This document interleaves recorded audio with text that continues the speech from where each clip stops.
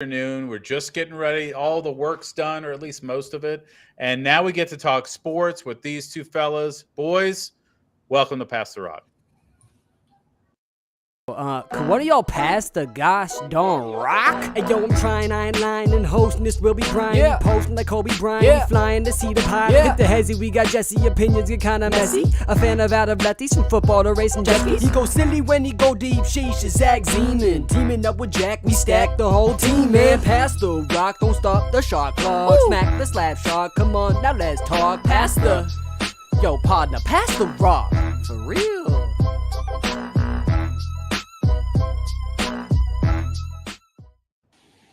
All right, guys, here's the quick question. Jesse, is there a better weekend of NFL football than Wild Card Weekend?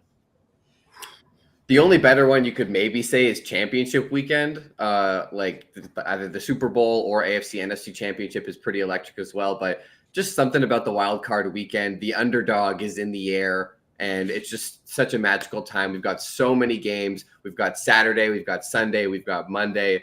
I don't think that there's a better weekend than Wild Card Weekend in sports. All right, so looking at you, Zach, if you took every minute of every wild card game this weekend through Monday night, what percentage of those minutes will you watch?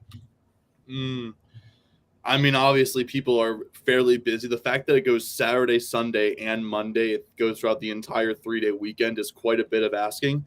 But I would say there's a good chance I'm going to watch, I'd say 85% of this. I feel like I'm putting away a lot of time to put for it, but you never know if you actually need to do something, in the playoffs. And especially, for fans that aren't, watching their teams, if their teams didn't make it, they're watching maybe 50% of this. Let's be honest. My team didn't make it, and I'm going to watch 103% of this weekend. I'm going to watch some of it twice just to get over 100%. All right? Nice. Jesse, what is your percentage? Over or under Zach's 85%? Ooh, I'm gonna say under. Oh. Y'all are so disappointing to me. What do you have to do? Look, Super Wild Card Weekend is great, but do you really want to watch a game with the Steelers in it? That's the thing. The Steelers game is going to tank my overall value because I think I'm going to watch almost all of the other games, and then I'll probably watch the first half of the Buffalo game, and then if it's close, maybe I'll watch. But I don't know. I might be asleep by the fourth quarter. Yeah, and I hear that. To be fair, that nap in the fourth quarter could go through the first half of the Green Bay. Yeah, you never know. You never know. So he's missing a good chunk of that if he falls asleep in the fourth quarter. So keep in mind these very important logistics here. Jesse needs his nap. Not to mention I'm in Canada, and I'm not always on the best stream, so sometimes a little behind. I'm having to switch back and forth. Might get caught in a commercial break here or there, might get caught with my stream on Stream East buffering. So, you got to calculate all those other things into it. You might not have Peacock and you can't watch the Chiefs game at all. So exactly. Yeah. So there's a lot of factors. I would like to say over, but there's just so many games on. It's hard to catch every minute of every game. I wish we had a red zone that Scott Hansen just gets a diaper and a 28 pack of water and just goes from Saturday all the way until Monday. Just wild card weekend coverage. Man, it's just I feel like you never know if you can access certain networks or not. I think it's Saturday it's NBC and Peacock, Sunday it's CBS, then Fox, then NBC, and then Monday is ESPN and ABC. I know that where I am, because I'm an out-of-state college student trying to still use the TV credentials back from Philly. I can't access CBS. I cannot. There's no way I can access CBS. I can access Fox fine, NBC fine. I do have Peacock. I do have ESPN. For whatever reason, can't access CBS. You don't have an antenna? No, we don't have an antenna here. It's the new generation. It's all streaming. It's $10. Okay. Well, here's the deal. Why don't you find an establishment that has televisions that you can, grab a little grub and watch a little football? All right, let's get to the big news. First of all, we had Nick Saban. I wasn't with you guys the other day, but Nick Saban retiring. Bill Belichick has since retired. We got a new coach in Alabama potentially. Jesse, if you were Bill Belichick, which opening would you choose? I know this is hard for you to answer because of the Pats fan in you, but where should he go? As a Patriots fan, there's one thing that Bill Belichick needs, and it's a great defense to work with. He's a defensive-minded coach, and also what doesn't hurt to have is a very great young quarterback prospect. For the sake of the sport, Bill Belichick needs to go to the Chargers. He needs to go and save Justin Herbert's career, turn this ship around. The Chargers have so many good pieces on defense. I mean, he sent J.C. Jackson there and then got him back from the Chargers after it didn't work out. Khalil Mack, they've got all these great corners. Asante Samuel Jr., like so much talent. Derwin James, amazing defense, star-studded roster. You got Justin Herbert. You got some young receivers. He can pick up a few gadget guys here and there. I mean, Danny Woodhead was a Charger and a Patriot, so he's like the perfect example.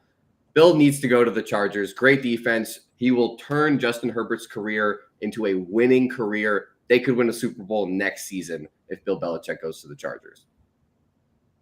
All right, Zach, to you. Where's Belichick going? I mean, out of the list of head coaching openings, really, I like Jesse's take a lot with the Chargers. That's a great take. They do have Justin Herbert. They have, on paper, a good defense. They just haven't been able to execute this season. So I'd probably say Chargers definitely the most appealing. But if it's not the Chargers, I don't think this is going to end up being an opening, but I think it'd be very interesting to see him on the Raiders. I think first of all, the irony with the Tuck rule would just be fantastic there. Could you imagine Bill Belichick living in Las Vegas? And Tom Brady owns some of the Raiders, so it's all coming together with Tom Brady owning it. I feel like Tom Brady comes back and quarterbacks the Raiders next year. I mean, to be fair, Mark Davis has had a track record of poaching Bill Belichick's, his students, his talent tree. McDaniels. Why not just get the man himself to run the show? Look, I don't think it truly improves the Raiders, but it's definitely a Raiders-esque move. Replacing Josh McDaniels with Bill Belichick would be the funniest thing in NFL history. It would be hilarious, and I don't think we can rule it out just yet, because the fact that Antonio Pierce hasn't been solidified as the head coach for next season is kind of ridiculous to me. Now, do you think Davante Adams would still be mad if it wasn't Antonio Pierce, but it was Bill Belichick? I feel like he wouldn't be too upset, because Bill Belichick. He's the GOAT. It's Bill Belichick. He's arguably the greatest, if not already is, the greatest coach of all time. I mean, to be able to be coached by one of the greatest to ever do it, no matter, how the season goes, no matter, what ends up happening to that team, you got to respect it. I mean, he is arguably the greatest coach of all time. All right. So the obvious answer is the Chargers. I like your answer in the Raiders. The scariest idea for me is the Falcons, although they still don't have a quarterback, but they have pretty much everything else. If he thinks there's a way he can, find a veteran quarterback to work, or convince Tom Brady to come back as a Falcon, which would absolutely be my worst nightmare, even at 47 years old or however old he is. But I do think the Falcons are out there as a great opportunity. I cannot believe the last coach, Arthur Smith, couldn't win with that team. But that's one I think that's on the radar at least. But I agree, the Chargers are the number one.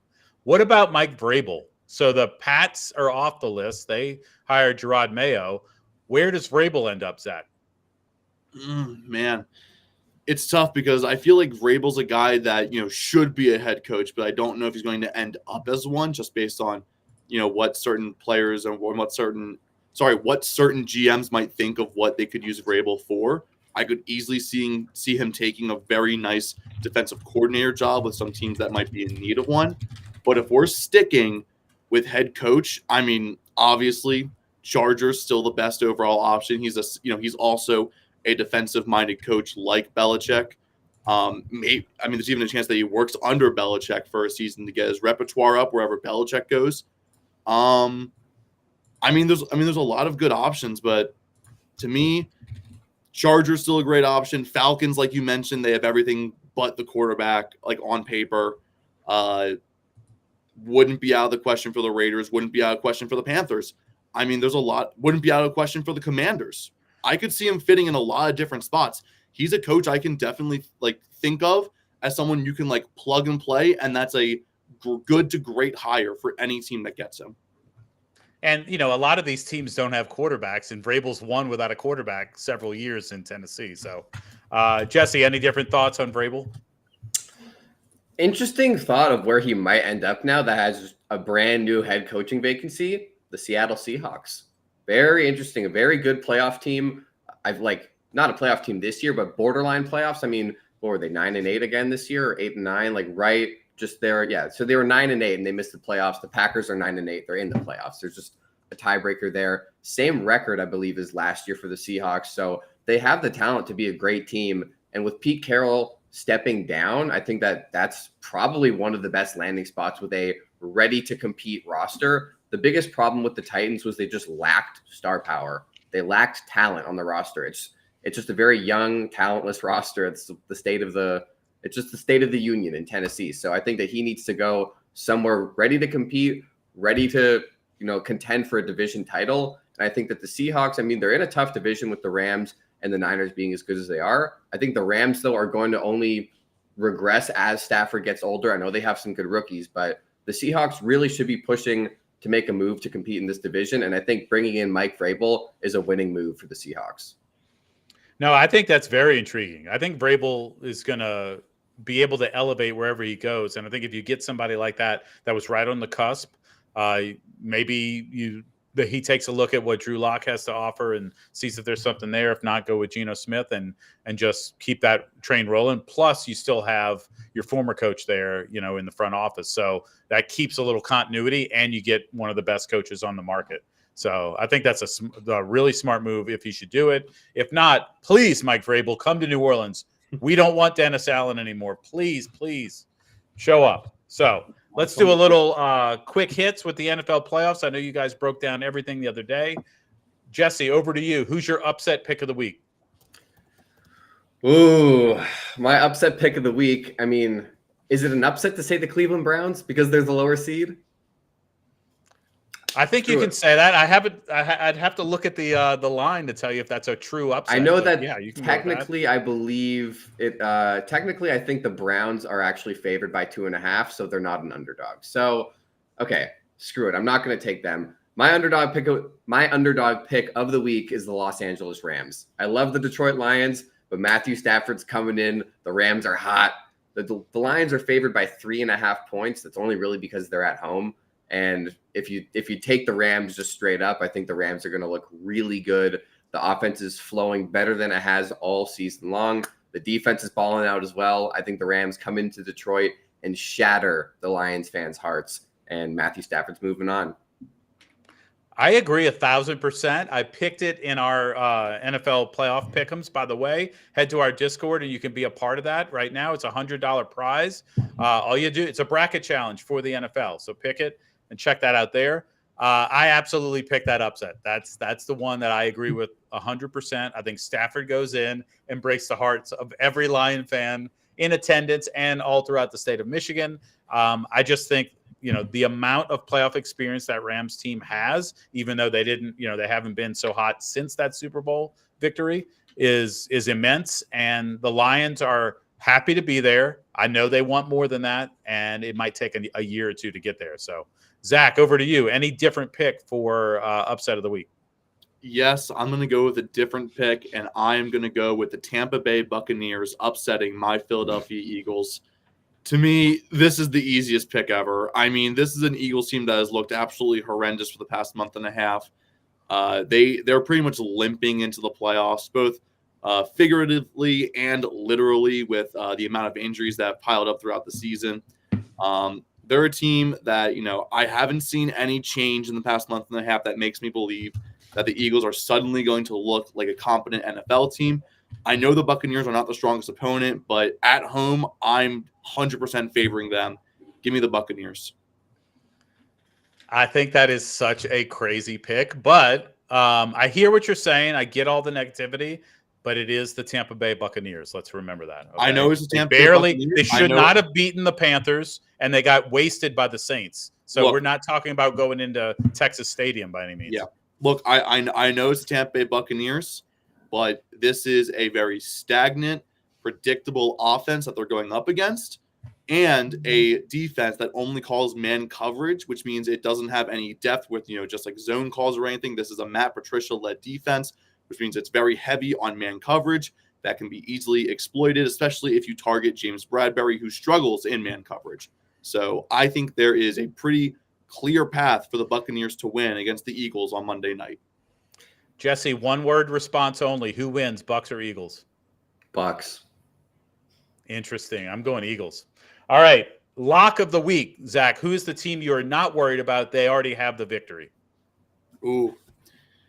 I'm going to go – I feel like this is just kind of like the easiest answer out of all these. I'm going with the Bills. I'm honestly surprised that the Steelers have even been able to make it in. I know the AFC was really competitive, but this is a team that I did not expect to make it. I expect them to be like one game out or like lose to a tiebreaker, something like that, because they always have a winning record. But I thought there was going to be a way that they'd be forced out. The Steelers, especially without TJ Watt, do not deserve to be here. If the Bills play the football that we know they can play, they should be able to handle this Steelers team fairly easily. This is Mason Rudolph starting in a playoff game. I will be absolutely shocked if the Bills lose on Sunday. All right, Jesse, your lock of the week. It's the Bills as well, but I just want to say January 15th, 2022, or sorry, January 15th, 2023, the New England Patriots somehow squeak into the NFL playoffs, and in the wild card round, they draw the Buffalo Bills. What's the final score? 47-17. It was 27-3 at halftime of that game, and they did not have Tom Brady to make it 28-3 and come back. But I'm getting some vibes of that game coming up, and I just think that it could get out of hand so fast, and the Steelers are that team that squeaked into the playoffs, and the Patriots being 10-7 last year, the Eagles being 10-7 this year, Bills 11-6. It's the exact same scenario.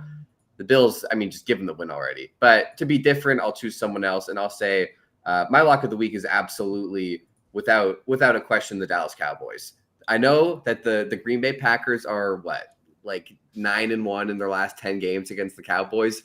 All of them were with Aaron Rodgers. So, you got to count your chickens there. So I'm going to say that the Dallas Cowboys are going to win this game. I think it's going to be close. I don't know if they cover the 7.5 that they're favored by, but I am going to say that they're going to win this game. There's no way that Dallas loses after the season that they've had.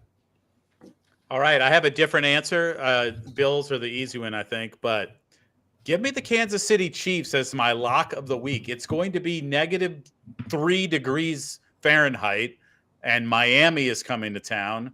Tua is going to be so uncomfortable. He never had to play in cold weather. He's from Hawaii. That's not going to help. He's got terrible stats when it comes to cold weather. And this is where the Kansas City Chiefs say, all right, it's time.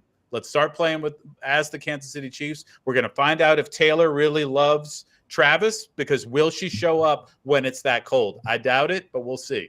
I think this is just ripe for the Chiefs to run all over them. Half of us aren't going to get to watch it because it's on Peacock. Give me the Chiefs. All right. Real quick. Which game's going to be the closest, Zach? Which game's going to be the closest? I got a feeling it's probably going to be Browns-Texans. I feel like that could be a really close game, whether both offenses shine or both defensive shine. I think you're not going to have one shine without the other. I feel like both these teams are playing really good football right now overall. I could see this ending up being not only a one-score game.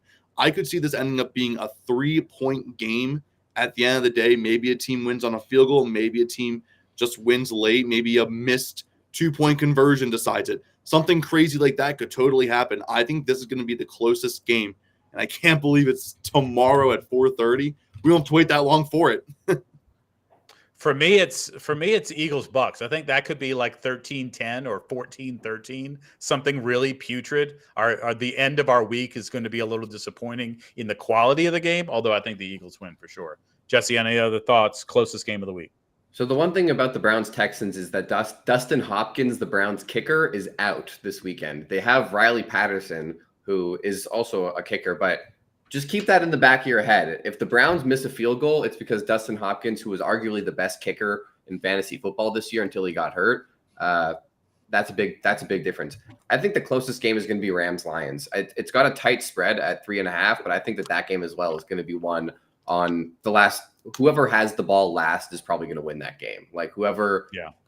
And I don't just mean like whoever kneels the ball up, but I just mean whoever has the last money drive to go and get 3 points or 7 points is going to win. And Matthew Stafford is like the most clutch quarterback of all time. And I know saying that with Tom Brady and all those guys, but Matthew Stafford has like more clutch drives than almost anybody. And I think that we're going to see a vintage Stafford in Detroit. And I think it's going to be a close one, but they just re-signed Brett Maher to their playoff roster after cutting him earlier in the year when he missed like 3 kicks against the Steelers. They brought him back, and he might end up kicking a game-winning kick in a playoff game. So I think Rams-Lions going to be really close.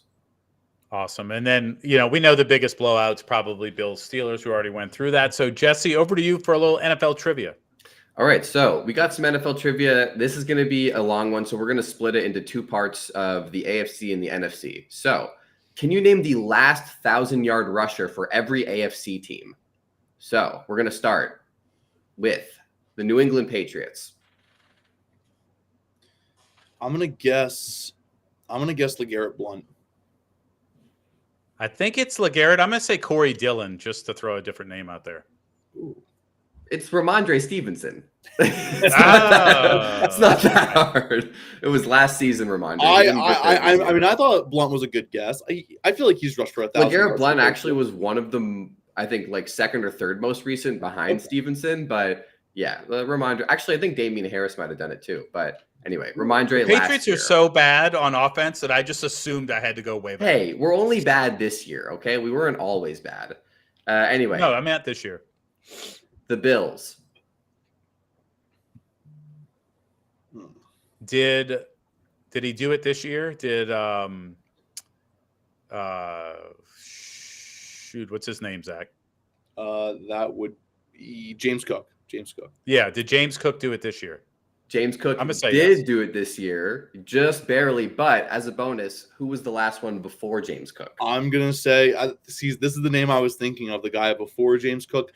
I'm gonna say it was LaShawn McCoy. It was LaShawn McCoy in 2017. Very nice. Shady. All right. Good job.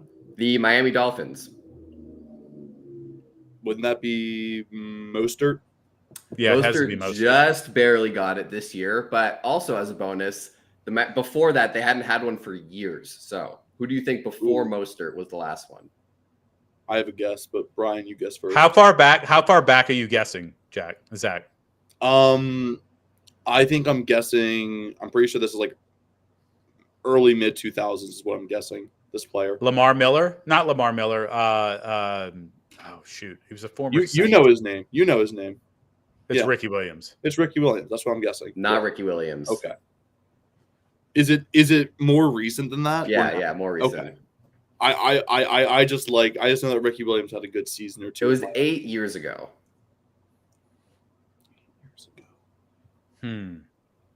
Zach, you know 2015. Oh, I know who it is. Yeah, I know. We'll say it. Jay Ajayi. Jay Ajayi. That one miracle. That's right. What? Probably my second favorite Eagle turned esports player. Yes, there's more than one of them. Boston Scott plays Rocket League. So all right, and the New York Jets, and it's not Breece Hall because he had 994 yards this year. Ooh. In an alternate timeline, this is Le'Veon Bell. Oh, that really alternate timeline. Yeah. The Jets. It's been a minute. It can't be Curtis Martin. It's got to be more recent. It's not Curtis Martin. Chris Ivory. Chris Ivory. Let's go. Chris Ivory. Former Saint Chris Ivory. Nice. Yes, I remember Chris Ivory specifically from like Madden Mobile. I'm not gonna lie. Nice. All right. We'll go on to the South. Tennessee. Derrick Henry. Easy. Yep. Jacksonville. Travis Etienne. Did he do it? Easy. Indy. Jonathan Taylor. Yeah. Easy. Houston. Not so easy. Not as easy. Singletary. Lamar Miller. No, Singletary didn't do it this year. It's not Lamar Miller. Is it Ooh. Oh, what's the guy? Is it David Johnson? No, it's not David Johnson, but that's not a bad guess. No, I thought that was a good guess. Huh. Arian It's only- Foster. No, it's within the last 5 years. It's not Arian. I'm surprised it's not Arian Foster. This one was No help surprising from to the me. chat. No This help one was from the surprising chat. to me. Thank you. It's not Ronnie Brown. Hmm. In 2009, that was a 2000 Miami and, guess. In 2019, this guy had 1,070 yards, his only 1,000-yard season of his career. Oh, of course. Wow. It's Played Who was there mostly- with- What's that? He played mostly for the Niners and then spent 1 year in Cleveland, Jacksonville, Houston. You're making me think it's Frank Gore. It's not Frank Gore, but he probably played alongside Frank Gore for a few years. Who played with David Johnson? There was a second running back with David Johnson Mm. those years in Houston. They were kind of a 1-2. Obviously, Yep. this guy was more of a 1. Former No Bill, guesses? maybe? No, not former Bill. Mm. Oh, okay. San He's Francisco. no longer in the NFL Oh, that really helps. as of 2 years ago. I don't know. This one's tough. Go for it. What is it? Who is it? It's Carlos Hyde. Oh, Wow. Okay. Yeah. Wow. He's Yeah, one of the more Carlos Hyde. shocking names. I don't Not on the tip of my tongue at all. No, I only remember him as like barely a Niner. I don't remember him much other than him being a Niner. Yeah, not much. He had 1 year in all the other places he spent. All right. On to the north, Baltimore. I mean, would Lamar count? as a Lamar. Falcon? It's got to be Lamar. Yeah, it's Lamar in 2020. Yeah. And yeah, J.K. Dobbins hasn't. Gus Edwards almost got there this year, but not quite. Cleveland. Before him, it's probably Jamal Lewis or something ridiculous. Ray Rice, probably. Ray Rice. Yeah. Cleveland. Don't have to mention it. Cleveland, I'm going to say Nick Chubb did it. Yeah. Yep. Nick Chubb last year. Ford didn't get there this year. Cincy. Oh, it's No. got to be Mixon. Yep. I want to say mixed. Yeah, okay. Yeah, Joe Mixon. Pittsburgh. Is this Le'Veon Bell? No. Is Come it on. Najee? Yeah, he's had 3 straight 1,000-yard seasons to start That's his career. crazy. That That's just crazy. proves to me that 1,000 yards means nothing. It means All right. Especially with nothing. 17. It's going to mean even less to you after the AFC West. Kansas City. I mean, it can't be Edwards-Helaire. It just can't be. Is it Pacheco? It's not. Isaiah Pacheco was very close this Are year. you telling me that it's possibly McKinnon? It's not Jerick Yeah. McKinnon. It's got to be pre-Mahomes. This is one of the farthest back on the list. Priest Holmes? Oh, Priest Holmes. That's No, what it's I was not Priest Holmes. It's not that far back. Okay, but like Jamal thinking. Charles. Jamal Charles from the. No, it's not Jamal Charles. Oh, You're forgetting one guy. I pulled that straight from the chat. so- Yeah, no, we both saw it at the same Ooh. time. Chat's trying to help. In between Jamal Charles and now. God, who? You're forgetting one pretty big name. This guy was insanely good as a rookie. As a rookie. Still in the league? Yeah. Still getting touches too in the league. Huh. Not I think Larry he was rookie of the Johnson. year actually, or he was up for Someone said consideration. McCoy. No, LaShawn McCoy did nothing for the Chiefs. LaShawn McCoy did nothing for the Chiefs. He won a ring with them. He didn't do anything, though. No, this player did not win a ring with the Chiefs. He was in the running of Offensive Rookie of the Year in 2018 2018. or 2017, I think. That year. No guesses? Come on.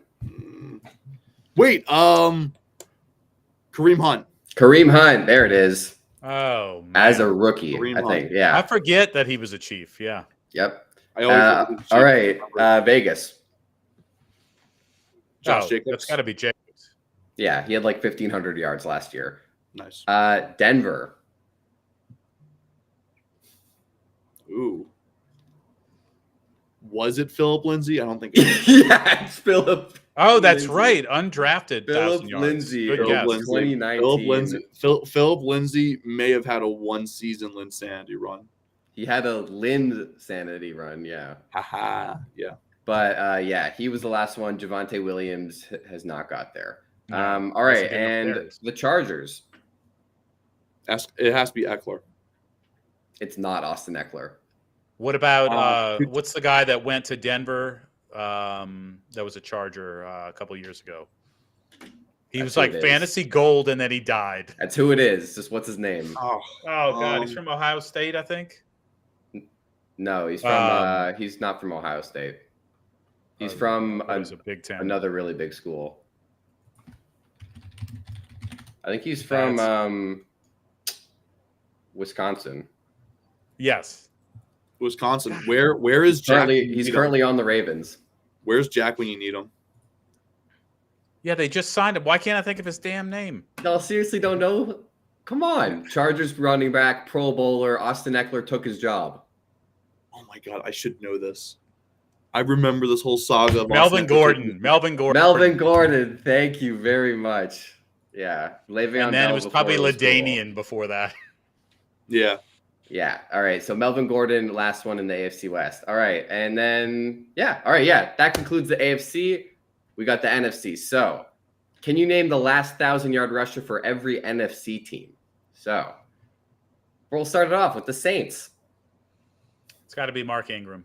Got to be Mark Ingram. Alvin Kamara has never had 1,000 on the ground. Yak Merchant. Yeah. Carolina. CMC. It wasn't this year. Yeah, it's CMC. Would you say? CMC in 2019, actually. Yeah, CMC. Atlanta. Did Arthur Smith? Wasn't Tyler Algier last year, was it? It was Tyler Algier last year. Bijan Robinson, of course, he's not getting 1,000 yards with Arthur Smith. No. He had, I think, just around 900. Great pick. Lastly, Tampa Bay. Did Rachaad White do it this year? No, he got pretty close. He had, I think, like 1,400 yards scrimmage maybe, but not all rushing. Okay. Then it's got to be, what's his name? He's with the Bills now, LSU. Fournette? He's not with the Bills, but Fournette? It's not Leonard Fournette. He was playoff. He's not with the Bills? He is with the Bills, but it's not Leonard Fournette. It's playoff Lenny, not regular season Lenny. For sure. Tampa. This one's pretty far back too. This one's far back. I think this is the second oldest on the list. Back. No, work done is too far back. No, it's in the all of these are in the 2010s. It's okay. One of the furthest back. I was just expecting one team to have like a 1998 guy. This guy has one of the best nicknames in NFL history, the Muscle Hamster. Oh God, what is that guy's name? He was a fantasy god in like 2015. He's like 5'6". Yeah, he's really short. He was a fantasy what god. Is that kid's name? Pittman. No, it's not Pittman. No, not Pittman. Good guess on Pittman though. That's he was a muscular, not a small dude. God, played for the Bucs his whole career, and then 1 year with the Raiders. Yes. Is this? I think he played at Kansas. No, Boise State. Is this Doug Martin? Doug Martin. Yes, that's there. It is. Good job. Yep. Good job. All right, that's the South. We're gonna move on. The Rams. Ooh, it's this year. Kyron. Yep. Arizona. James Conner. Did he do it? For the first time in his career, he just barely got it this year. But before that, he had a great season. Before that, he didn't do it last year? No, I feel like he had a great season last year. No, he had a great season this year. Before that, was that David Johnson? That was David Johnson. There we go. Yeah. All right, Seattle. Is it Kenneth Walker? Yeah, Ken Walker did it last year. And then San Francisco, CMC obviously did it this year. But before CMC, who was it? Frank Gore, I'm guessing. It was Frank Gore in 2014. He was officially the oldest one on this entire list. All right, and then we got Detroit. I don't think anybody did it this year. Yeah, I don't think Montgomery got it. Did Montgomery get it? Montgomery did get it just barely over 1,000. And Jahmyr Gibbs was right around 900 as well. So he was close. That's amazing, actually. Very impressive to have 2 near 1,000-yard rushers. You don't and see before that, it was Jamal Williams last year. Not even DeAndre Swift, which is funny. Right. Green Bay. Aaron Jones. Easy. Yeah. Chicago. Is it Justin Fields last year? Did he get 1,000? Yeah, it was Justin Fields last year. I think before that it was Matt Forte, and then God, that I was mostly guessing Fields just so I didn't have to think about Chicago running backs. Yeah, it was a painful thought process looking down the list there. That's what I was doing. I was just like, oh God, who? Yeah, Minnesota. AP. Yeah, I would say AP. Dalvin what? Cook. Soon. Dalvin Cook. He did it like 4 times. Okay. Yeah, Dalvin Cook. All right. Last division. I mean, to be fair, AP is just so iconic. You had to guess him first. Yeah, but Dalvin Cook, the AP hasn't been a Viking in 8 years. It's been a while. Not care. He's just so iconic. He's been a Saint more recently than a Viking. Yeah, he's been half the NFL more recently. Commander more recently. Commanders, Lions, like all those teams. All right, Dallas. Oh, is it Pollard? It was somehow Tony Pollard this year. Oh, was it? Tony Pollard had maybe the worst 1,000-yard season I've ever seen. Yeah. Like it was, I have no idea how he got there. Also, he had 1,000 yards last year too, on like 50 plus less carries. So it was. That's disgusting, actually. Yeah. His average went from 5.2 per carry to like 4. So it definitely went down a lot. Philly. DeAndre Swift. It had been Miles Sanders last year before that. Yep. And he got 400 yards this year. New York. Saquon. Oh, Saquon. And last but not least, the Washington Commanders. Although I don't know if they were the Commanders when this happened. They definitely were not the Commanders. Okay, well, I know, unfortunately, although I had high hopes from in fantasy, it's not Brian Robinson Jr. I know that. It's not. He got like 700 yards this year. Yeah, I was a little disappointed when I saw that stat line. I was like, really? That's it? But are we like talking Washington football team year or pre? Or prior? Or right around. It was around the rebranding. Sorry. Yeah. I don't think they were the Skins still. But it was the name was up in the air. Okay. It's in the last like 4 years. This is like 2019, 2020 then. Around that time. Around that time. 2020. This guy was touted as being the next CMC. It's not Antonio Gibson. It's Antonio Gibson in 2021. Wow. That concludes it. That was was fun.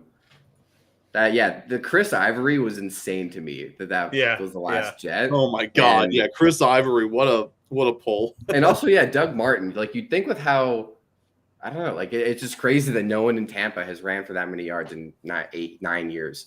Anyway, that was all for that. We got one more NFL thing, and then we're gonna get over to our NBA for the day. So, can you name every player to score a hat trick of 3 touchdowns this year? How many are there? Yeah. Let me check that real quick. I'm just going to copy the answer somewhere you guys can't see. All right. There are 1, 2, 3, 4, 5, 6, 7, 8, 9, 10, 11. Wow. 12, 13, 14, 15, 16 players. Wow. So we did it this year. Wow. Sam Laporta. I know that one. Sam Laporta, baby. First guy on the list. Oh my God. I always forget if it was Achane or Mostert, but I'm pretty sure it was Mostert. I'll give you both. They both got 4. I was going to say, I think it's both. Lovely. Okay, CMC. perfect. CMC and actually, Mostert did it twice, I believe, and actually so did Achane. I always think back to that 70-20 game, and I'm like, I always forget which one did which. So yeah, they both had 4 touchdowns, and Achane had 200 yards. Yes. Yeah. Okay. Thank you. CMC also did it twice this year, so he's correct as well. What about He's not on this list, but it would have been really funny to have Julio Jones on here because he had two touchdown games this season. He almost got there. He almost got there twice, and I think that's hilarious. I think he had more touchdowns than AJ Brown since he got signed to the Eagles. Yeah, sadly. I almost made Zach spit out his drink. That's really for most funny. of my fantasy teams. That's a terrible. All right, who's your next guess? CeeDee Lamb. No, did not. Huh? I thought he You had got two. You got two. There's a healthy mix of receivers and running backs on here, by the way. George Kittle. Yep, George Kittle had that one game. Yep. I'm gonna say I feel like I heard that Derrick Henry did it. They actually did not. Okay. Yeah, it's actually surprising to me that he didn't, but he didn't. Interesting. Okay.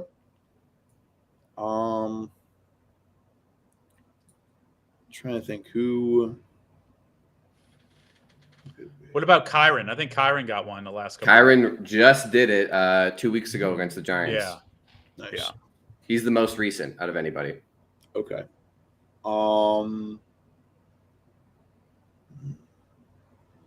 What about Gibbs? Jahmyr Gibbs. No, I'm gonna say he didn't. Is this just? I mean, if this can include just quarterback rushing touchdowns, I feel like Hurts got it one game. Nope. No, he didn't. He got two, I think. Yeah. Tyreek. Nope. He didn't have that many touchdowns this year. I mean, he had like 12, but he didn't have that many big games like that with many touchdowns. Did Tank Dell have one? No, he did not. Did any Texans receiver, Nico Collins, have one? No. Okay. I'll say Amon-Ra? we've got no. Amon-Ra did not. We've got mostly receivers and then a few running backs left. Okay. Didn't Pickens do it? Oh, I was about to say Pickens. No, George Pickens did not. He got two. Cooper. Amari. He also did not. Cooper Kupp. Really? Oh, No, yeah. Amari He Cooper had 2 800 touchdowns yards. in that game. Yeah. Yeah. No, Cooper Kupp also did not. Did Puka do it by chance? I don't know. No, Puka did not either. This is tough. Debo. Debo did do it. How many are left? Many. 8. Jesus. Half are left. You got 3 running backs and 5 receivers. Okay. No quarterbacks? No. Ugh. Huh. And no tight ends either. Other than the ones I named. Did Well, you Saquon do it? Did Saquon do it? No, he did not do it. Mike Evans. No, he also did not. Did Waddle do it? You guys are guessing. Like, these are good guesses, but they're just not the players. All right, think about who this season had like a huge game in fantasy that you can remember. Devontae Smith. No. I can tell you he didn't have 3 touchdowns in the game. Justin Jefferson. No. Damn. Stephon Diggs. Yeah, Stephon Diggs. Oh, that might be his only touchdowns. That one and also game. one from Keenan Allen. Keenan Allen has to have him. No, Keenan Allen didn't. Son of a. The question is who scored 3 touchdowns in a game this year? For Thank you. asking. I know what the questions are. No, I'm answering the chat, dickhead. All right. So there we go. It's Friday afternoon for everybody. We still have, let's see, 3 running backs. We have 2 in the NFC and 1 in the AFC. I have a guess for a running back. Did Kenneth Walker do it? No. I'm just throwing out names. I'm throwing out names. Touchdowns. All 3 of these backs are goal line backs. You're not getting 3 long touchdowns in a game. No, never mind. That guy missed a lot of time. I was going to say Jamal Williams, but I know he's not on this list. He's a goal line back. No, Jamal Williams only has one touchdown. Yeah. And it was the one that got Arthur Smith all riled up. Exactly. Last year he was a goal line back, though. Yeah, last year he was. We're not talking about last year. No, we're not talking about. But who did he play for last year? David Montgomery, Jahmyr Gibbs. David Montgomery. There you go. Oh. You guys guessed Jahmyr Gibbs like David Montgomery wasn't the one getting all the touchdowns. He had 3 in that one game, I think, against the Packers. I don't know if it was against the Packers, but yeah. So he was one of the backs. 2 more goal line backs. Who vultures all the 1-yard touchdowns in the league in fantasy? Hurts. More than any other player. Hurts. Besides Hurts, which running back do you see the most 1-yard touchdown notifications? Is it weird that I'm gonna guess him? I know I'm wrong, but Pacheco? No. What about Zeke? No, he did not. Man, this is like the Did worst. the Patriots score 3 ever. touchdowns? Yeah, did the No, they didn't. Man, okay, I'll give you a hint. This guy, one of them is on. Actually, one of them is on. Only one of them is on a playoff team. Everyone else is not. 2 of them are on the same team, actually. And it's in the NFC. Okay, 2 of them are on the same team. Zach, I think you had this guy benched when he had 3 touchdowns. Oh God! All right, DJ Moore. DJ Moore. There you go. DJ Moore. Oh dear God! And you're telling me there's another bear? There's another bear. What's their running back's name? Khalil Herbert.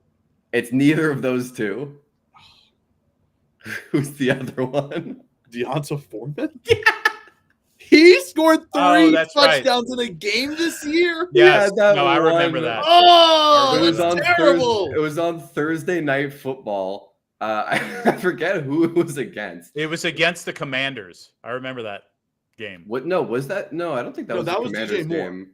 That was the DJ Moore game. No, his was against the Raiders. It was against the Raiders in this dog awful game. And he had 2 rushing and 1 receiving as well. Yeah. It was the Tyson Bagent debut. Oh my God! Yeah. Okay, you got 4 left, one running back and 3 receivers. Disgusting that I benched DJ Moore. It's not Jaylen Warren. No, Brian, it's one of your favorite guys in the league. Is it now? Is it Kamara Yak Merchant? Looking at these helmets over here, you said it's a playoff team or no? One of them is, but your favorite guy's not. They just missed it. I'm assuming it's not Kamara, even though I put it. No, it's not Kamara. It's not Taysom I don't Hill think either. I don't think we scored 3 touchdowns. Period. Arguably a top 3 receiver in the league. Well, it's not One of AJ my Brown. favorite guys. AJ Brown? Did we guess AJ Brown? We already guessed AJ Brown. It's not AJ Brown. It's not Justin Jefferson. Jefferson. We already guessed CeeDee Lamb. It's not CeeDee Lamb. It's not Justin Jefferson. And Tyreek Oh, it's Hill not Drake London, is it? No.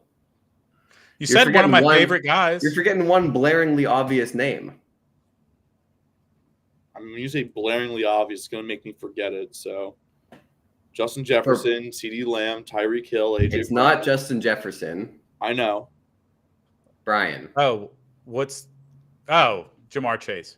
Jamar Chase. Thank you. Oh, my goodness. Sorry, Come on, LSU guy. Sorry, Jamar Chase is a top 5 receiver, not a top 3. What a disgusting season, by the way. Just with I would never have guessed a Bengal because of how terrible. All right, So last what? 3. So we have a running back and a wide receiver? Running back and 2 receivers. Nah. Disgusting. All right, the running back is on.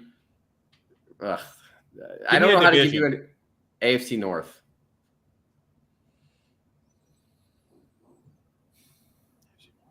Who gets all the small touchdowns? Nick Chubb?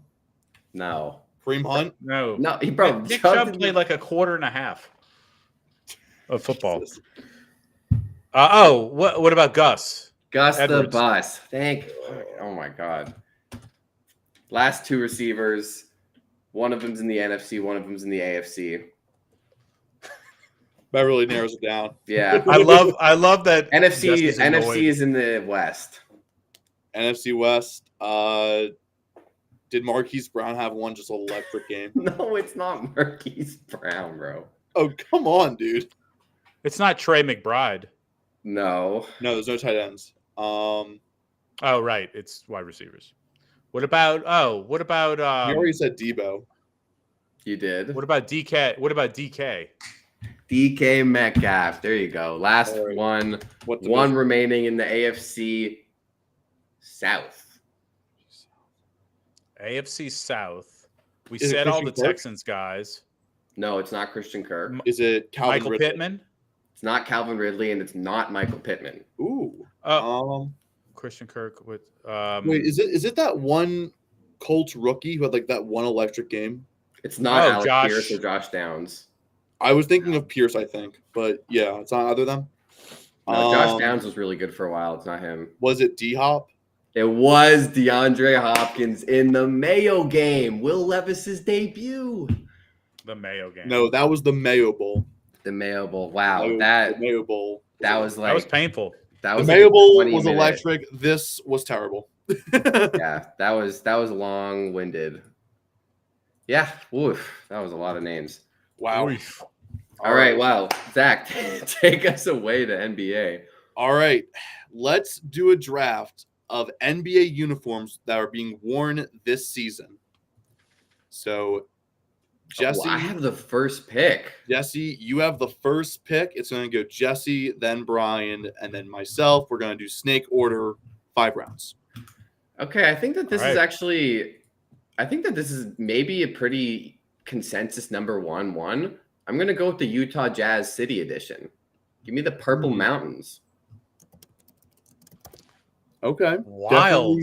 Definitely not my 1-1. I think it's so beautiful. I just love the purple. I love the look. Way better than any of Utah's normal jerseys. To And me, I think by it's- far the best city jersey. To me, it is their best jersey, but I wish that Utah still had either the Red Rock jerseys. The Red Rock jerseys were phenomenal, so beautiful, Mhm. or their real 90s throwbacks. I really like those Yeah. actual 90s throwbacks. To me, if those were these jerseys, they'd probably be my 1-1 as well. What do you Alright. consider the real 90s throwbacks to be? Like Stockton Malone era. Like the purple with the note, the Jazz note on it? No, It had like the blue. You had a little more of the teal and the blue. These are Oh, just the all mountain, purple. the mountain Yeah. one. But no. Yeah. All right. Those- Y'all are both wrong about what the best Jazz jersey is, much less what the best overall jersey is.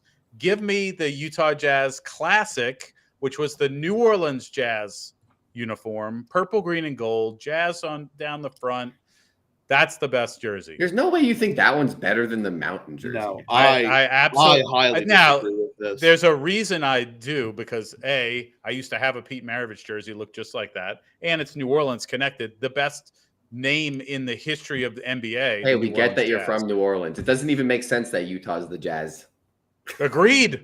1,000. Don't get me started. I get it, but I'm picking the Utah Jazz Classic as my first pick. Nice. Okay, I have 2 back-to-back picks here, and I was thinking about this throughout the day, and to me, my 1-1, and to me, the best jersey in the NBA right now is the Golden State Warriors Association uniform. Their white uniforms are just absolutely so clean to me. Whenever I think of the Warriors, especially of Steph Curry, I think of the Warriors Association jersey. Bro chose a default jersey as his first pick. I did. Let me just say this about that jersey. As a stat person for the NBA, I hate those jerseys because the numbers on the front are tiny. All right, so when you get the second they're unit in there, so small. They I are don't very know small. who's playing. First unit, I know all their guys, but second unit, that's tough. You know what? That's probably the one knock I'd have against that jersey, but otherwise I think it is just beautiful. It is a great jersey, a great look to me. And with my second pick, I think, despite the fact that I don't like this team, it's arguably the most iconic jersey in the NBA. Give me the classic Celtics green jersey. They don't have a like classic it. one. No, I'm saying like their look is just classic. It's their green. what is It's it, the their icon. The icon? Yeah. I don't like the association icon stuff. I'm calling it by the color it is. Okay. The green jersey, and I think timeless look. They've used it for decades. It is just one of the best, if not the best jersey in the NBA. Okay. Look, you gotta like that. I was scrolling through before and I was like, oh, the Lakers. I probably should draft a Lakers jersey because they're just classic, but I'm not going to yet. So I'm gonna stick with another classic jersey. Shocker. The Minnesota Timberwolves 90s classic. I love those uniforms. They don't look like much when you see them on screen, but when you see them in person, they're just so clean. Give me the Wolves. I had the pleasure of seeing them in person. I don't think I'd rate them as highly as you're rating them, but they are very clean. They're very simple. They're very nice. I do like them. Maybe not as much as you do. Yeah. Well, I just thought my heart was about to drop because you guys both took classic jerseys and neither one of you took the one I wanted. Give me the classic Orlando Magic jersey that comes with Orlando Magic. Orlando Magic. It comes with the theme song. So that jersey, it comes with the song.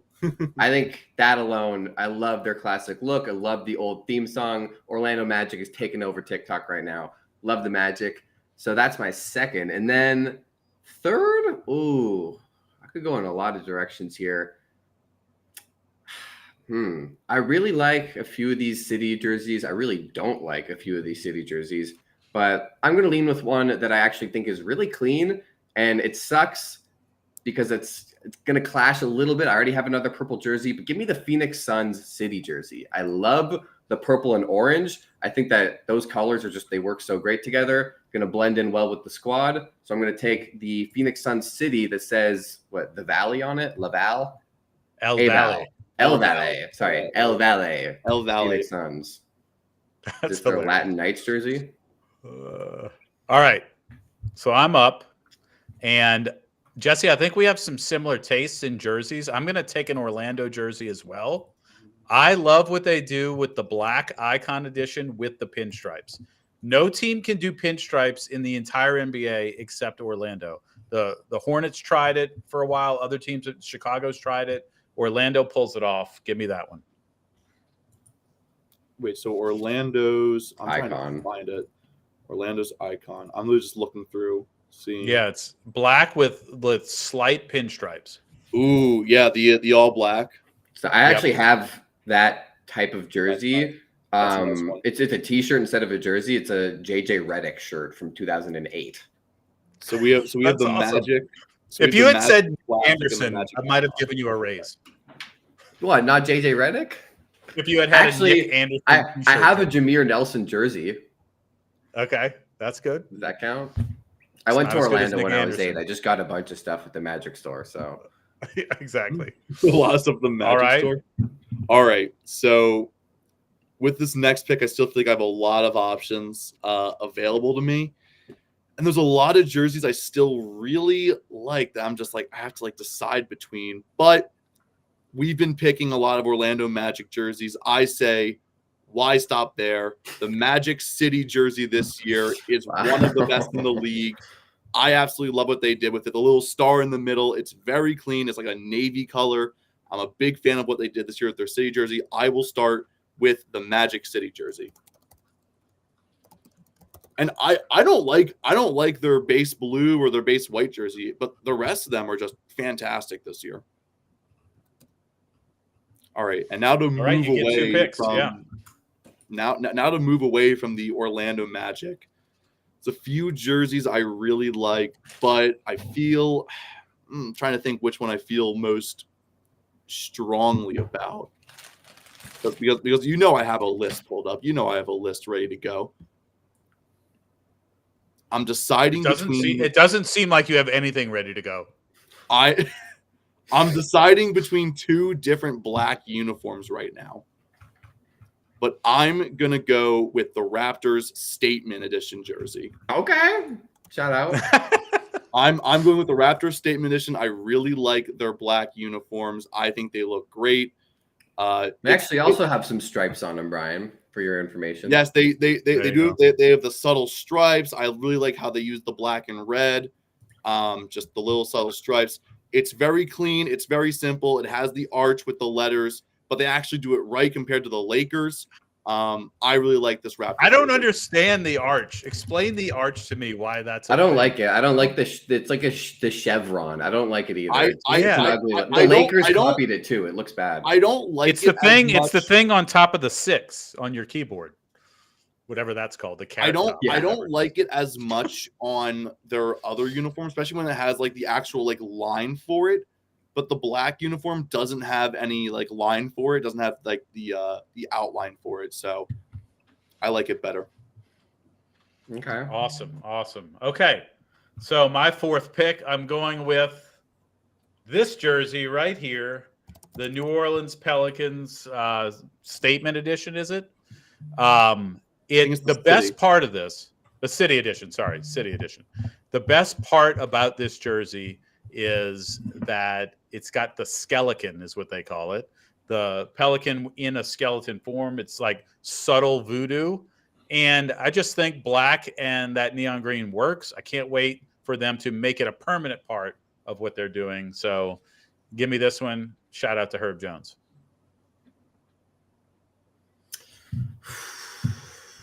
This is tough. I get 2, right? These are my last 2 picks. 2 picks to finish it out. Okay. This is tough. Okay, first one I'm going to take the classic Charlotte Hornets jersey.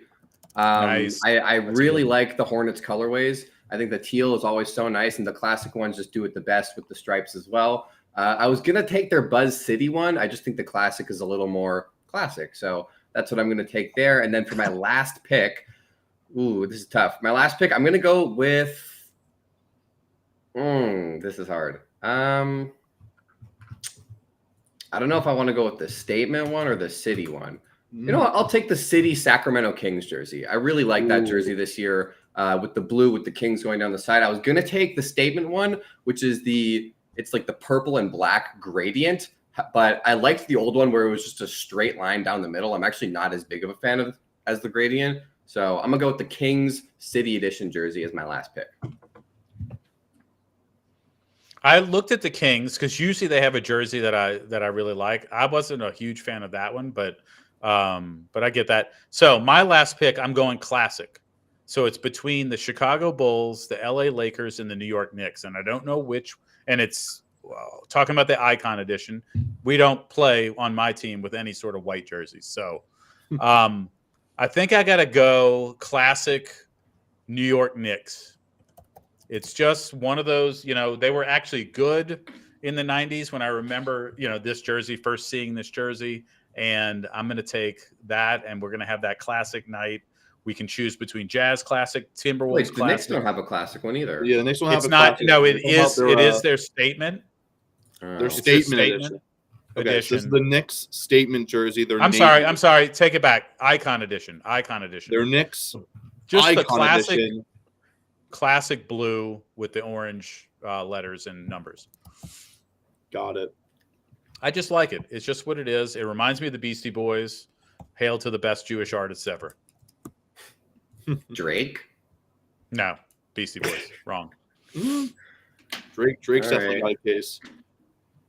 I mean, you would think with my last pick, I'd go with the jersey I'm wearing, the City of Brotherly Love, the Sixers. Who would go with that? No.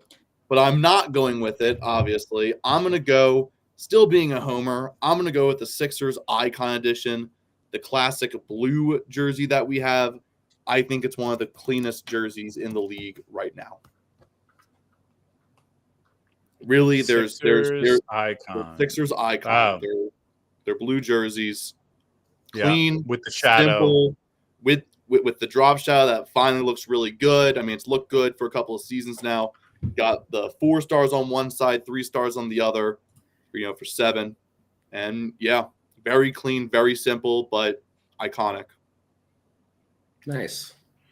All right. Who has the best jersey closet? Yeah.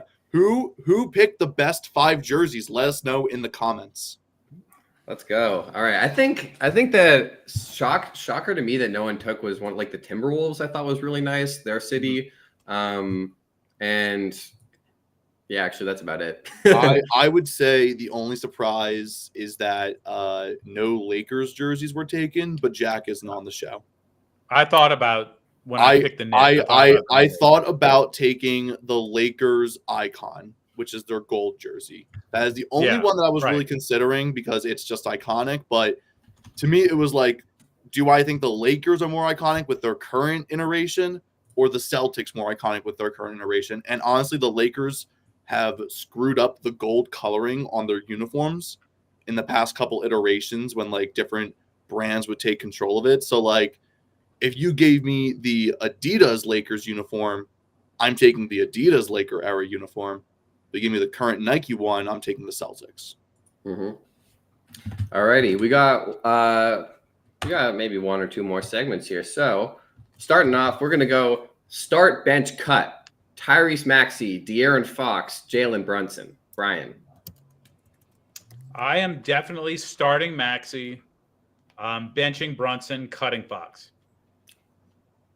Wow, Zach, different answer? Maybe before you say anything, I'm probably a little biased because of the games I've actually seen the Kings play and Fox getting shut down by Herb Jones, but that's where I am right now. Maxey for me, he's like just he's starting up the peak, and I want to ride that as long as I can. And Brunson's just solid, and Fox can be up and down. He's also averaging 30 points a game this season. Zach. Wow, this is close. This is close. I think I'm pretty similar to Brian, but I'm gonna start Fox, bench Maxey, and cut Brunson. This is really, really close. Every single one of their stats are like 1 or 2 apart, I'm sure. Like, they're all very, very close. I feel like at this point, it's just like a matter of preference. Like, of course, Maxey's not getting cut for me. So basically it came down to there's the guy in the Sixers hat and Sixers jersey. Exactly. like Maxey was never going to get cut, but if we're talking just how they're playing right now, I would say Fox is doing slightly better than Maxey, and Maxey like slightly better than Brunson. I wouldn't be upset if on any order of these players. I don't think you could really be upset about it. I'm going to say start Fox, bench Maxey, and cut Brunson, because I think De'Aaron Fox is having a phenomenal season. And yeah, sometimes he gets shut down against the Pelicans. He's also one of the most clutch players in the league. Based on how he played in the playoffs last year, I want that guy on my team. Jalen Brunson's great, but I just think between these three, he's the weakest link. I think the other two offer more on the defensive side of the ball as well. Tyrese Maxey, he's just an animal on defense. I love watching him play. And De'Aaron Fox, too. He gets a lot of steals, a lot of blocks as well. So I'm going to bench Brunson. Sorry, I'm going to cut Brunson for that reason. Next one, start, bench, cut. Shea, Tyrese Halliburton, and Luka. This is rude. This is actually rude. Yeah. To put these three together. Yeah, it is. Zach. Oh, okay. Out of these three, God, it sucks having to cut any of these guys. But I am going to start Luka, bench Shea, and cut Halliburton, unfortunately. To me, the biggest thing is that Luka is nearly averaging a triple-double right now, which is just absolutely insane. And Shea is also another dominant scorer. He's averaging like 31 points a game. I know Halliburton brings a lot more to play, to the playmaking side of the game, but if I'm going with just a pure point guard, I need a scorer. That's why I'm going with Luka, Shea, and I'm cutting Halliburton. This is so tough. All right. I'm not going to cut Luka, even though I know you baited me into trying to do that, which makes it really tough because who do you cut? But I'm going to start Shea, bench Luka, cut Halliburton. I just think Shea gives me the most, I feel like, on both sides. And obviously, you can't cut Luka. As negative as I am about his future prospects, he's still, top 3 player in the league. I think that there's no right answer to this question and to any of them. I'm starting Luka, benching Shea, and cutting Halliburton. I love Tyrese Halliburton, but I know the other two are just on another level. And I mean, I think Tyrese Halliburton has an argument to be the best point guard in the NBA and in the coming years too. And with what he does with 20 turnovers and 20 assists and no turnovers and all that. But I mean, Luka is a walking 30-point triple-double, and Shea is about to get there as well. So I think it's so hard. But yeah, Luka, Shea, Hallie. All right, next one. Start, bench, cut. Anthony Edwards, Devin Booker, and James Harden. Brian. This one's the easiest one for me, I think.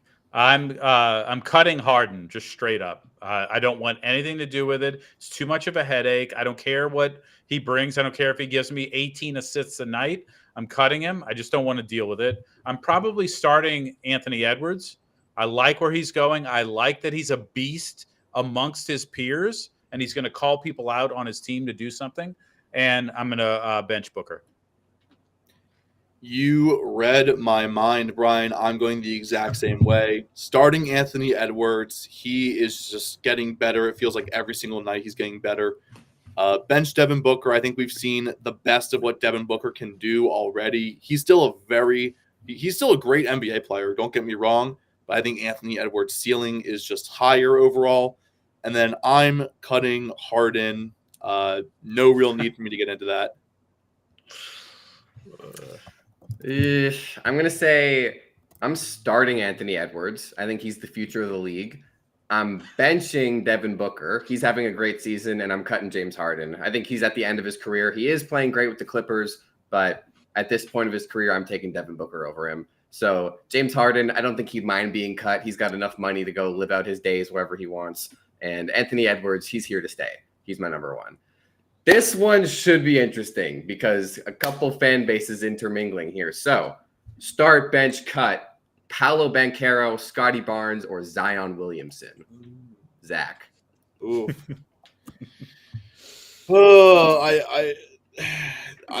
I'm only going to cut Zion because he just cannot stay on the court right now.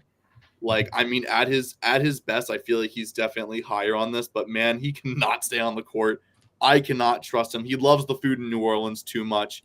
I know it's just a joke, but it's a really funny joke. So I'm going to cut Zion. I'm starting Paolo, who has really impressed me this season with his play. I feel like he really should be an all-star. He should be coming off the bench for the all-stars this year. Very impressive sophomore season for Paolo so far. Taking that next step, becoming just better in every single aspect of his game. And that leaves Scotty on the bench, and I feel pretty comfortable with that. Scotty's definitely doing really well, but I'm not sure if he's going to end up being the face of, like, I can't really see him as the face of a team. I see him as a really good co-star, but I can't really see him as the face of a team. So I'm going Paolo, starting Paolo, benching Scotty, and cutting Zion. All right. So the Pelicans have played 38 games. Zion has played 31 of those 38. So don't hit me with the he can't stay on the court, because he has. Has he taken games off on a back-to-back? Yes. I am starting Zion Williamson. Thank you very much. The best part of his game this year that's improved, that puts him in the start position, is that he knows when to pass now. He's not forcing everything through the lane. He's got a lot of great shooters around him. He's dishing the ball out, getting a lot of assists. So starting Zion, I think I'm going to bench Paolo. And just out of process of elimination, I got to cut Scotty. Y'all are crazy. For the reason of, like you just said, ball movement, you want a point guard who's 6'10" that can defend any position on the floor? I'm starting Scotty Barnes. Thank you very much. I'm going to bench Zion Williamson because I think at the end of the day, I mean, Paolo is amazing as well. And I was actually about to say bench Paolo, but in the spur of the moment, I went with Zion. Paolo's amazing. Number one pick, rookie of the year, still ascending. He's having a great year and absolutely should be an all-star. But Zion Williamson, don't forget, was also a number one pick, would have been rookie of the year had he not gotten hurt. Obviously went to Ja instead, but he was the most hyped prospect since LeBron James, like on that level. Before Victor Wembanyama, there was Zion. And I think now that we're seeing, if he can really play 65 to 70 games in a regular season, I'm taking the 65 to 70 games of Zion Williamson. So I'm going to put him on the bench. I'm going to have Scotty leading the way, and then unfortunately cut Paolo. But this one is very close. Mm-hmm. All right, got a few more. Let's do some big men. Start, bench, cut Wemby, Chet, and Alperen Şengün. Brian, that is so brutal.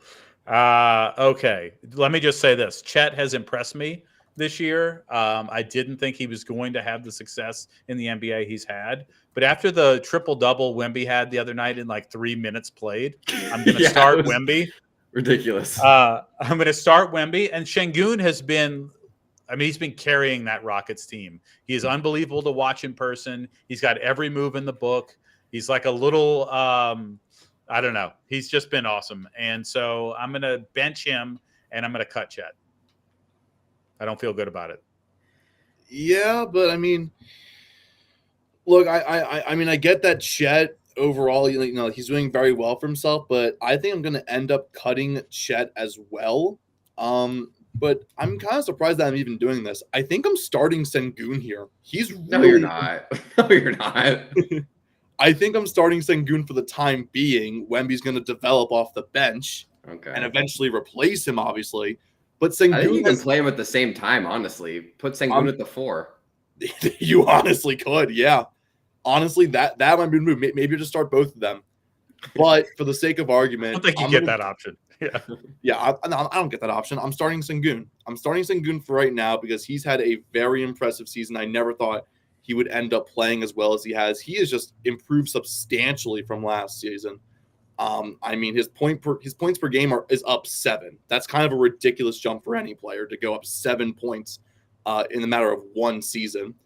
And then, yeah, I mean, Wemby on the bench, I know that seems crazy right now, but I feel like in a year he'll be the clear-cut starter. So let's get him his bench minutes while we still can. Yeah, he's only playing 25 minutes a night as is. Yeah, and to be fair, and next year he's playing 35 a night. So, all right, I'm gonna start Wemby, bench Sengun, and cut Chet. Pretty easy for me. Alperen Sengun is one of my favorite players in the NBA to watch. Mm-hmm. Like, he is a baby Jokic. So good for my fantasy basketball team. He just does everything. He gets so many assists too for a center. I think behind Jokic, he's the best passing center in the NBA, even better than Domantas Sabonis. Even though Sabonis might get more assists, if you watch the games and look at the types of passes that Sengun is making, he looks like if LaMelo Ball was a center. Like, it's ridiculous. So I'm going to put him on the bench. So obviously Wemby is Wemby. And yeah, Chet looks great. But of all these guys, I think Wemby and Chet are like a similar deal where they're like both really tall guys that can handle the ball and are just one injury away of ruining your franchise. I'm going to take the gamble there with Wemby, and then I think Sengun is safer than Chet. And honestly, I think he's better, but we'll see for right now. Last one. Start, bench, cut. Julius Randle, Domas Sabonis, or Kristaps Porzingis. Brian. Oof. Okay. I think it's an easy start right here. Give me Sabonis starting here. I just like his game all around. I think he's getting a little better defensively against most teams. He has matchups here and there that you just know he's not going to be able to handle it defensively. I think I'm going to bench Randall. I don't love the way he interacts within a team and the selfishness. He's like, a little bit of a baby Harden sometimes. But Porzingis, talk about a player it's hard to keep on the floor. I think he's doing better this year with his health, but I'm just waiting for that catastrophic injury as well. So start Sabonis, bench Randall, cut Porzingis. Yeah, I'm in a very I'm in the pretty much the same boat as you. I'm starting Sabonis. I think overall he just has the most well-balanced game. He brings a lot to the offensive side, he brings a lot to the defensive side. And while you can say like kind of similarly, maybe Porzingis has a little bit of that, but he doesn't bring as much as Sabonis to either side. And then Randall might bring more offensively, but he's a defensive liability. So Sabonis to me is the easy start. And then, we're talking the bench. You want scoring off the bench. I'm going with Randall off the bench. I agree. He definitely plays a bit selfishly. His numbers feel a little inflated considering how much he gets the ball in New York compared to if he was on pretty much any other team. I don't think they're using him as often as they do. And that leaves Porzingis being cut. He's having a pretty solid season. And for whatever reason, he was in top 10 MVP consideration early in the season. He was. I wish I was capping. But yeah, overall, I think just based on how they played so far this season, I'm going Sabonis, Randall, Porzingis. Yeah, I'm in agreement with that order. I don't have any problem with that. I'm telling you though, NBA Central, like top 10 NBA rankings. Look back a month or two, you'll see Kristaps Porzingis like number 8. That's just absolutely absurd. I think that's going to wrap it up for today's show, though. We've been on for quite a while. It's just about 5 p.m. The sun has completely set, and it is pitch black now in Canada. So I got to go to sleep in a few hours now. Ridiculous. So thanks for hanging with us both today. We'll be back on Monday after a action-packed weekend of NFL football. Monday will be a fun show because Monday night, Zach's hopes and dreams will finally be crushed when the Tampa Bay Buccaneers come to town. when the Eagles actually go down to Tampa. So they're going to have to take a little road trip and go into the warm weather. That's going to be a fun show. Maybe we should also hop in a live reaction that night and get Eagles fan. If you want to watch, by the way, join our Discord all weekend long. We're doing an NFL watch party in Discord starting at 4:30 tomorrow. We got Browns Texans, so make sure you're in the Discord.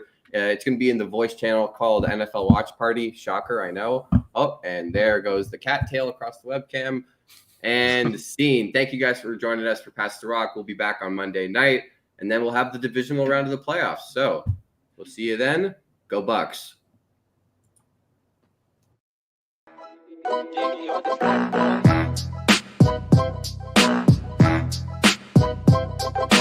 you.